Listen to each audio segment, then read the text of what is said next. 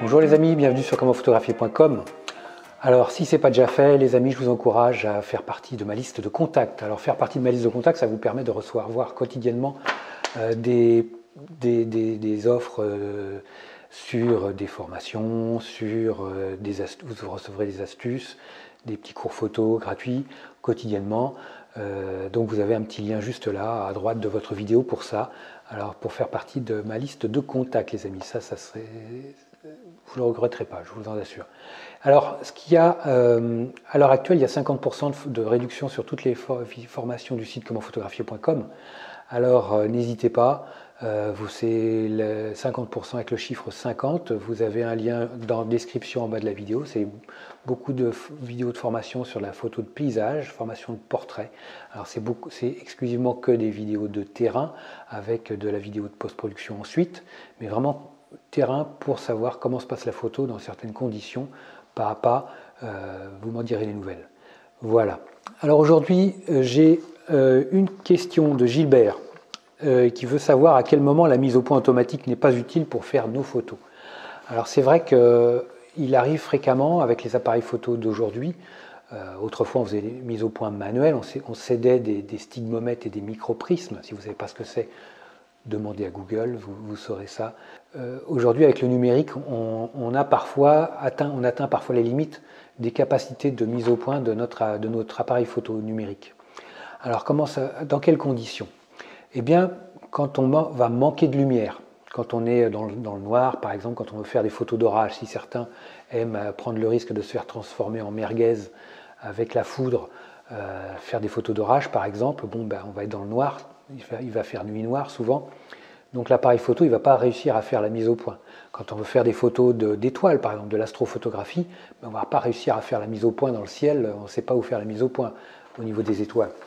Donc la petite astuce, c'est pas compliqué, déjà on est sur trépied, on va prendre la bague de l'objectif de notre appareil photo et on va la tourner pour aller jusqu'à l'infini.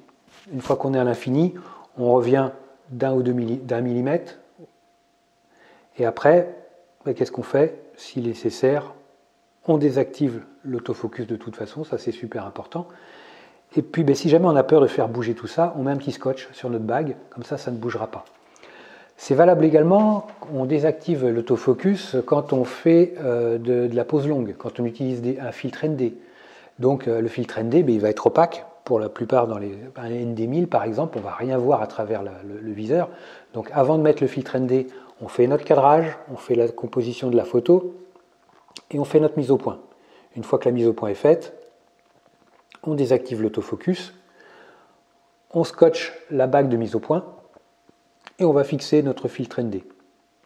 En faisant attention de ne pas trop bouger le zoom et ainsi de suite. Donc faites bien attention à ça au niveau de vos réglages. Quitte la bague de zoom tout pareil, scotchez-la, comme ça ne bougera pas, vous serez tranquille.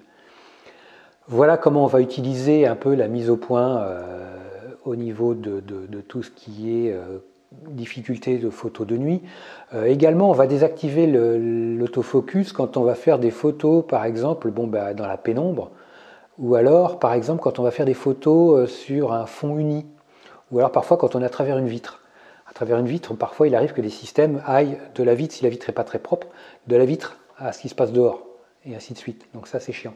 Ou à travers des grillages, l'appareil photo il va pas arrêter de faire l'aller-retour au niveau de la mise au point. Donc ça c'est pareil, on désactive la mise au point et on va passer en manuel. Quand on est en contre-jour, quand on a un soleil de face, quand on fait une photo de coucher de soleil par exemple, l'appareil photo va avoir du mal avec l'éblouissement du soleil à faire sa mise au point. Donc parfois, il sera nécessaire de désactiver l'autofocus pour pouvoir faire la mise au point par nous-mêmes en mode manuel.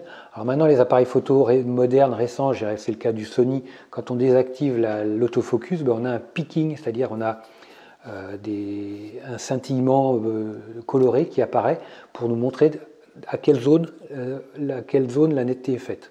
Donc comme ça, on peut faire la mise au point en manuel, et quand on fait la mise au point en manuel, il zoome automatiquement dans le viseur, comme ça on a une petite loupe, et ça nous permet d'ajuster la netteté manuellement sans aucun problème. C'est relativement très bien fait.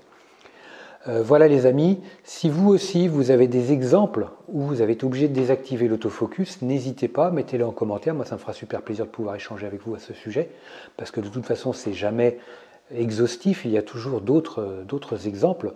Moi c'est un peu les exemples personnels dont je vous ai parlé.